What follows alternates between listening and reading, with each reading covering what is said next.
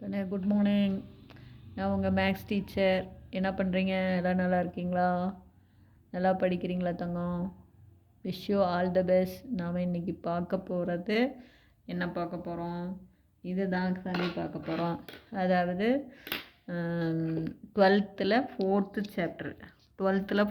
Chapter inverse trigonometry தான் பார்க்க போகிறோம். இப்போ புரியுதா தங்கம்? இதில் ஏதாச்சும் டவுட்டாக இருந்தால் கேளுங்க. சரியா ராஜா? இப்போ இது பாருங்கள், நமக்கு இன்வர்ஸ் ட்ரிக்னாமெட்ரியில் நம்ம வந்து என்ன பார்க்க போகிறோம் அப்படின்னு தெரியுதுல்ல கண்ணு? 4.2 எக்ஸசைஸ் 4.2 எக்ஸசைஸ் 4.2வில் 8th சம் தான் பார்க்க போகிறோம். எக்ஸசைஸ் 4.2வில் 8th சம் பாருங்கள். Find the value of cos inverse of 4/5 plus sine inverse of 4/5. கண்ணு ஒன்றுமே இல்லை, இது காசுக்குள்ளே cos inverse of 4/5 plus sine inverse of 4/5. கண்ணு நீ இதை ஏன்னு எடுத்துக்கோ, இதை பின்னு எடுத்துக்கோ. இப்போ cos A plus B formula தான். இப்போ ஒன்றுமே கிடையாது ராஜா. இது ஏன்னு எடு, இது பின்னு எடு. இந்த ஆங்கிள் ஏ, இந்த ஆங்கிள் பி, எவ்வளோ தான். இப்போ பாரு, take A equal to cos இன்வர்ஸ்குள்ளே 4/5. அப்போ தேர்ஃபோர் இந்த காஸ் இன்வர்ஸ் நீக்கணும்னா நான் காசு சேர்த்தணும். அப்போ இங்கேயும் காசு சேர்த்துறேன், இங்கேயும் காசு சேர்த்துறேன். அப்போ இது காசு ஏ, இங்கே காசு சேர்த்துனா காசும் காசு இன்வர்ஸும் கேன்சல் ஆகி 4/5. நான் சொல்கிறது புரியுதா கண்ணு? இது ஏன்னு எடுத்துக்கத்தாங்க. அப்புறம் இந்த காசு இன்வர்ஸை நீக்கணும். அப்போ இங்கேயும் காசு சேர்த்து, இங்கேயும் காசு சேர்த்து, இங்கே காசு சேர்த்துனா காசு ஏ, இங்கே காசு சேர்த்துனா காசும் காசு இன்வர்ஸும் கேன்சல் ஆகி 4/5ன்னு வந்துடும்.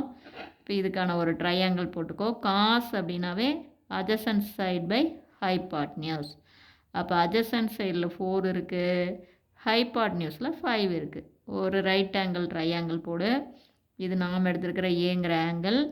இப்போ நமக்கு காசு ஏ 4/5ன்னு வந்திருக்கா.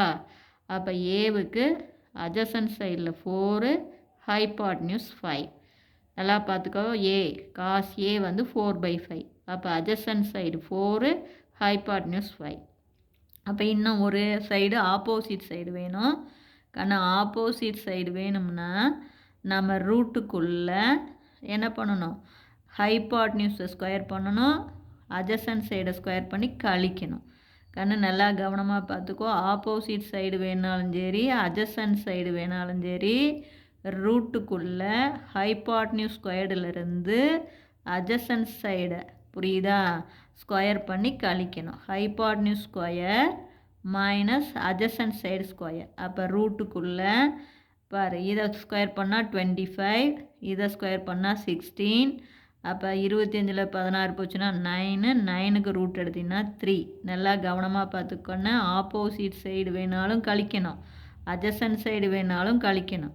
அதே ஹைபாட்னியூஸ் வேணும்னா ஆட் பண்ணணும். ரூட்டுக்குள்ளே ஸ்கொயர் பண்ணி ஆட் பண்ணணும். இது ரூட்டுக்குள்ளே ஸ்கொயர் பண்ணி மைனஸ் பண்ணணும். நல்லா நான் வச்சுக்கண்ணு. இது அட்ஜசன்ட் சைடு 4ன்னு தெரியும், ஹைபாட்னியூஸ் 5ன்னு தெரியும். அப்போ ஆப்போசிட் சைடு வேணும்னா ரூட்டுக்குள்ளே என்ன பண்ணணும்? ஸ்கொயர் பண்ணி மைனஸ் பண்ணணும். பெரியதுலேருந்து தான் சின்னது. அப்போ இதை ஸ்கொயர் பண்ணால் 25, இதை ஸ்கொயர் பண்ணால் 16. அப்போ 9, ரூட் எடுத்தினா 3. புரியுதா தங்கம்? Root of hypotenuse square minus adjacent side square. அதே மாதிரி இப்போ இதை கண்டுபிடிச்சிட்டோம் 3ன்னு. இதிலிருந்து சைன் ஏ கண்டுபிடிச்சிக்கோ. சைனுக்கு என்ன formula? Opposite side by hypotenuse. அப்போ ஆப்போசிட் ஏவுக்கு ஆப்போசிட் சைட் 3, ஹைபாட்னியூஸ் 5. அப்போ 3/5. எனக்கு டேன் தேவையில்லை, ஏன்னா காஸ் ஏ ப்ளஸ் பிக்கு காஸ் ஏ சைன் பி இருந்தால் போதும். அதே மாதிரி இது பின்னு எடுத்துக்கோ. B equal to sine inverse of 4/5. இப்போ நான் வந்து என்ன பண்ணணும்? இந்த சைன் இன்வர்ஸை நீக்கணும். அப்போ போத் சைடு சைனை சேர்த்து, அப்போ சைன் பி ஈக்குவல் டு, இங்கே சைனை சேர்த்துனா சைனும் சைன் இன்வர்ஸும் கேன்சல் ஆகி 4/5ன்னு கிடச்சிரும். நான் சொல்கிறது புரியுதா தங்கம்? அப்போ சைனுடைய ஃபார்முலா என்ன? Opposite side by hypotenuse. ஒரு ட்ரையாங்கிள் பிங்கிற ட்ரையாங்கிள் ரைட் ஆங்கிள் ட்ரையாங்கிள் போடு. அதில் ஆப்போசிட் சைடில் 4, ஹைபாட்னியூஸு 5. புரியுதா தங்கம்? இப்போ அட்ஜசன்ட் சைடு வேணும். அட்ஜசன்ட் சைடு வேணாலும் என்ன பண்ணணும்? ரூட்டுக்குள்ளே ஸ்கொயர் பண்ணி கழிக்கணும். நல்லா பார்த்துக்கோ. அப்போ தேர்ஃபோர் இப்போ பாரு, அட்ஜசன்ட் சைடுனா இது 5² 25, இது 4 ஸ்கொயர் பண்ணால் 16, இதை கழித்து போட்டிங்கன்னா 9, 9க்கு ரூட் எடுத்திங்கன்னா 3. புரியுதா சாமி? நல்லா கவனமாக பாரு. அட்ஜசன்ட் சைடு வேணாலும் சரி, அட்ஜசன்ட் சைடு வேணாலும் சரி, ஆப்போசிட் சைடு வேணாலும் சரி, ரூட்டுக்குள்ளே ஹைபாட்னியூஸ் ஸ்கொயர்லேருந்து புரியுதா இன்னொரு பக்கத்துடைய ஸ்கொயரை கழிக்கணும். இப்போ தெரியுதா? சரி, இப்போ பார்த்துக்கோ. இதிலிருந்து காஸ் பி. காஸுடைய ஃபார்முலா என்ன? Adjacent side by hypotenuse. அப்போ பிக்கு அட்ஜசன்ட் சைடில் 3 இருக்குது, ஹைபாட்னியூஸ் 5 இருக்குது. அப்போ 3/5. கணம் புரியுதா சாமி? இது ஏன்னு எடுத்துக்கோ ராஜா. இதிலிருந்து காசே 4/5ன்னு வரும்.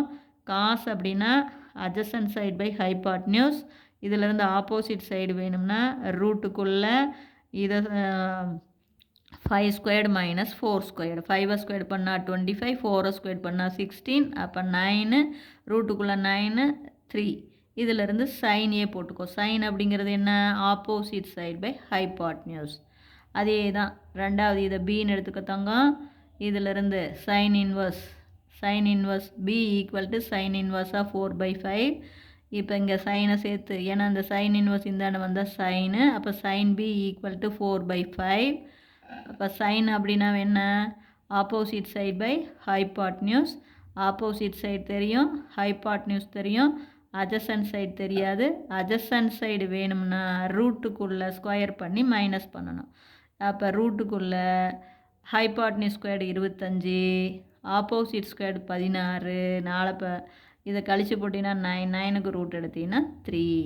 அதிலிருந்து காஸ் பி போட்டுக்கோ. காஸ் பி என்ன? Adjacent side by hypotenuse. அப்போ 3/5. இப்போ நம்ம கணக்குக்கு வா. காசு இது ஏன்னு எடுத்திருக்கோம், இது பின்னு எடுத்திருக்கோம். அப்போ காஸ் ஏ ப்ளஸ் பி.